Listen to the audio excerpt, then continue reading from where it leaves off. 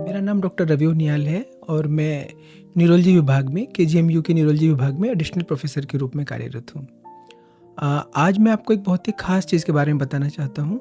Cluster headache आज 21 मार्च को cluster headache awareness day के रूप में जाना जाता है और इस दिन हम इसके बारे में अवेयरनेस बढ़ाने की कोशिश करते हैं। क्लस्टर हेडेक एक इस तरह का हेडेक है जो वैसे तो बहुत ही रेयर है, अनकॉमन है, लेकिन ये इतना सीवियर हेडेक है कि इसके बारे में जानना मुझे लगता है बहुत ज़रूरी है।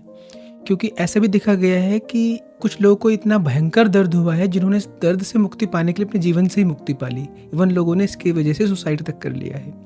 तो मेरे ख्याल से हम आमजन को इसके बारे में थोड़ा बहुत जानना बहुत ज़रूरी है। क्लस्टर हेडेक में क्या होता है कि किसी इंसान के आधे सिर में दर्द होता है, यूजुअली आँख के आसपास, आँख लाल हो जाती है, आँख से पानी गिरता है और उसमें इतना भयंकर दर्द होता है कि आदमी चैन से बैठ भी नहीं पाता। और अक्सर देखा गया है कि इंसान अपने सिर को दीवार में मारता है बार बार, क्योंकि उसको लगता है उसका सिर फट जाएगा।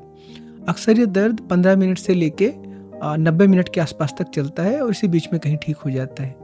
इसे क्लस्टर हेडेक इसलिए बोलते हैं क्योंकि क्लस्टर्स में होता है, यानी कि जब भी होता है ये कुछ दिनों तक लगातार होता है और फिर उसके बाद बहुत दिनों तक नहीं होता है, इसलिए इसे क्लस्टर हेडेक बोलते हैं।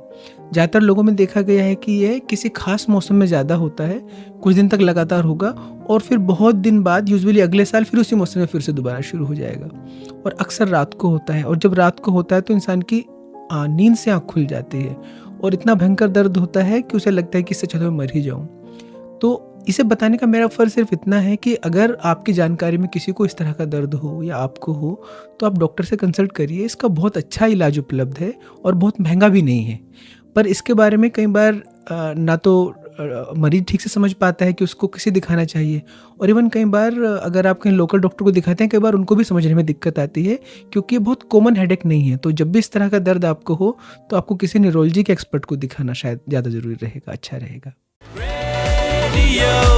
KGM, you coach.